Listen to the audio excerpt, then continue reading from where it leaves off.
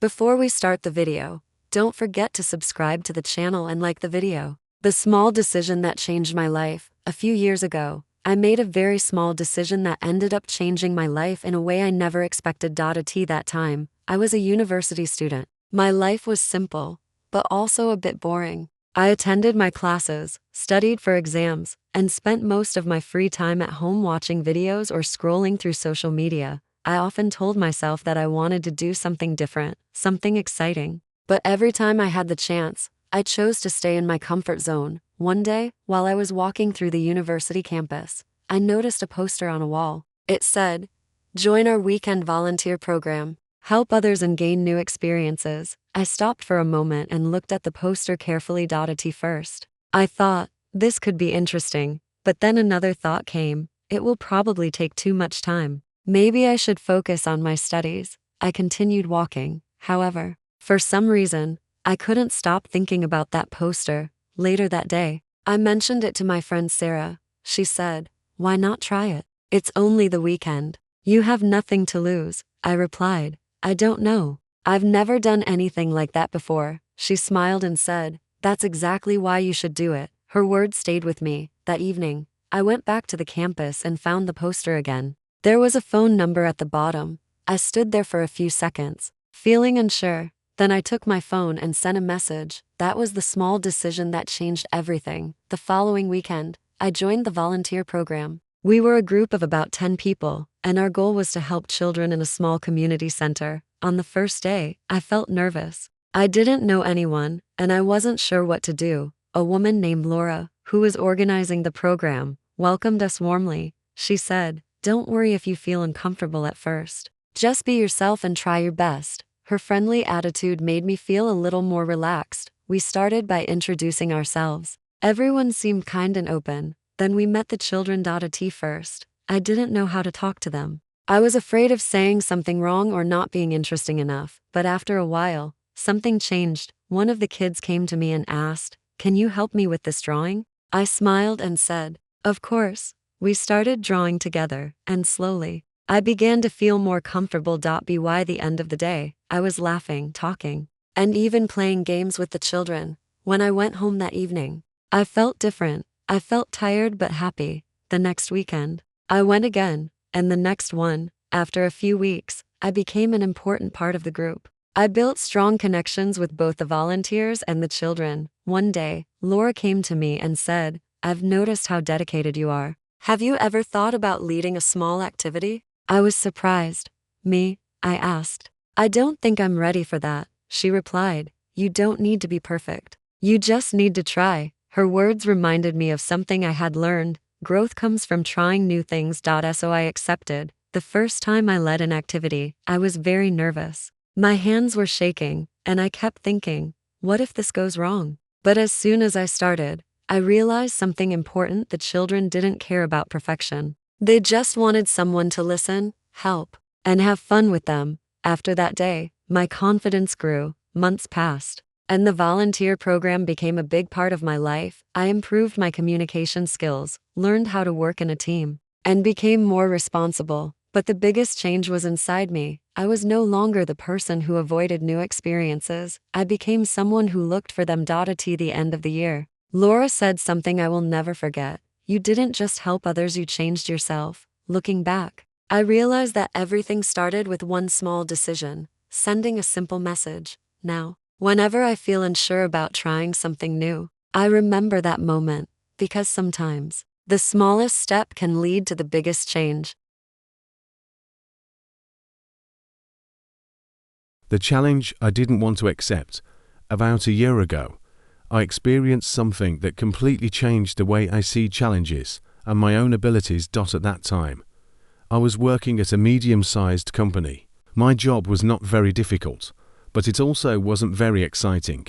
I usually did the same tasks every day, and I didn't have many responsibilities. To be honest, I liked it that way. It was comfortable, predictable, and safe. One morning, our manager called everyone to a meeting. She said, "We are starting a new project next month. It will be challenging, and we need someone to lead a small team."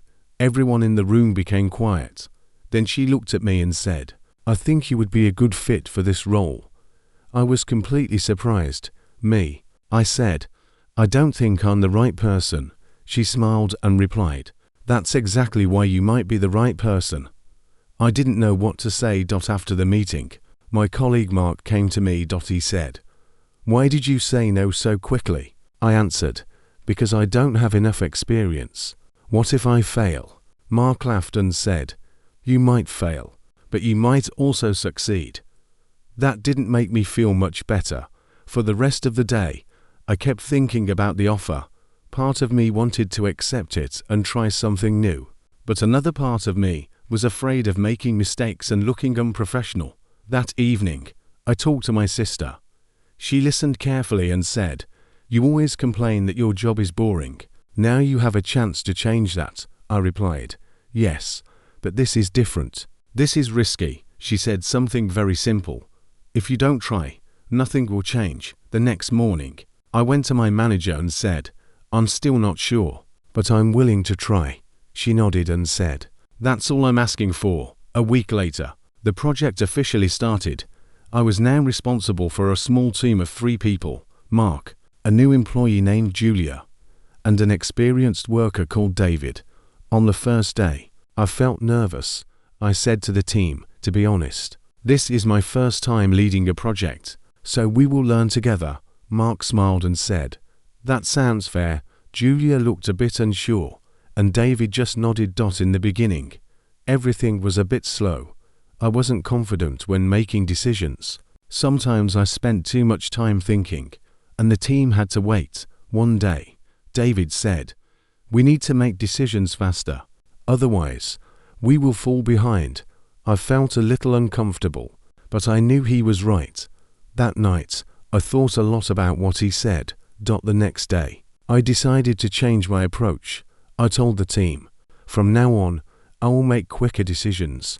They might not always be perfect, but we will adjust if needed. Things started to improve. We communicated more openly, and I began to trust both myself and my team. However, in the 3rd week, we faced a serious problem. One part of the project didn't work as expected. We had to fix it quickly, but we didn't have much time. The team meeting that day was very stressful. Julia said, I don't think we can finish this on time. David added, this is a big issue. We should have noticed it earlier. For a moment, I felt the old fear coming back, but then I remembered something. I was the leader now. I took a deep breath and said, okay, let's not panic. Let's focus on solutions. We spent the next few hours discussing ideas, testing different options, and helping each other. At one point, Mark said, I think I found a possible solution. We all focused on his idea and started working on it together. It wasn't easy, but step by step, things started to improve. After 2 long days, we finally solved the problem. Everyone looked tired but proud. At that moment, I realized something important. Leadership wasn't about knowing everything. It was about staying calm, listening to others, and moving forward even when things were uncertain. Finally, the project was completed. We presented our work to the manager. After the presentation, she said, this was not an easy project, but you handled it very well. Then she looked at me and added, and you've grown a lot as a leader. I smiled, but inside, I was thinking about everything that had happened. If I had said no at the beginning, I would never have experienced any of this. I would still be doing the same tasks, in the same comfortable routine. Now, I see challenges differently. They are not something to avoid, they are something to learn from. And sometimes, the opportunities we fear the most are the ones that help us grow the most. The day everything went wrong. And right last summer, I had a day that started in the worst possible way but ended in a way I could never have imagined. It was the day of my final university presentation. This presentation was very important because it would affect my final grade. I had spent weeks preparing for it. I practiced many times, created slides, and even asked my friends to listen and give feedback. The night before the presentation, I felt ready. I told myself, everything is prepared. Tomorrow will go perfectly. But the next morning, Nothing went according to plan. First, I woke up late, my alarm didn't ring, and when I opened my eyes, I immediately knew something was wrong. I checked the time and realized I only had 30 minutes to get ready and leave the house. I quickly got dressed, skipped breakfast, and rushed out. While I was running to the bus stop, I suddenly remembered something important. My USB drive, which had my presentation file, was still at home. I stopped for a second, feeling completely stressed. What should I do? I thought going back home would make me even later. But without the file, I couldn't present. Then I remembered that I had emailed the presentation to myself as a backup. That gave me a little hope. I continued running and finally caught the bus. However, the problems didn't stop there. Halfway through the journey, the bus broke down. The driver announced, "I'm sorry, but we have a technical problem. You will need to wait for another bus." People started complaining. I looked at the time again and felt panic rising. This is impossible, I thought. Everything is going wrong. Without wasting another second, I got off the bus and decided to walk. The university was not very close, but I didn't have another option. I walked as fast as I could, almost running. The weather was hot, and I was already tired. After about 20 minutes, I finally arrived at the university. I was late. I entered the classroom quietly, hoping I hadn't missed my turn. My professor looked at me and said, "You're late." I replied, "I'm really sorry. I had several problems this morning." He looked serious for a moment, then said, "All right. You're the next one. Please get ready." My heart was beating very fast. I quickly opened my email on the computer to download my presentation. But then, another problem appeared. The internet connection was very slow. I stared at the screen, waiting for the file to open. Every second felt like a minute. Meanwhile, my classmates were watching me. I felt nervous, embarrassed, and frustrated. At that moment, I had two choices: panic or adapt. I took a deep breath and made a quick decision. I turned to the professor and said, "Would it be okay if I start without the slides? I can explain first." He looked a bit surprised but said, "Go ahead." So I started speaking. At first it was difficult. I was used to relying on my slides. But after a few minutes, something changed. I began to feel more confident. Instead of reading from the screen, I explained the topic in my own words. I used examples, told small stories, and made eye contact with the audience. People started to listen more carefully. Even the professor looked more interested. After about 10 minutes, the file finally opened. I continued the rest of the presentation with the slides. But by then, I didn't really need them anymore. When I finished, there was a short silence. Then the professor said, "That was very impressive." I was surprised. He continued, "You handled unexpected problems very well, and your explanation was clear and natural." Later that day, I received my grade. It was one of the highest in the class. I couldn't believe it. When I thought about the day, I realized something important. Everything that went wrong actually helped me perform better. If everything had gone perfectly, I would have just followed my slides. But because of the problems, I had to rely on myself. Since that day, I see challenges differently. Sometimes, when things go wrong, it's not the end, it's just a different way to succeed.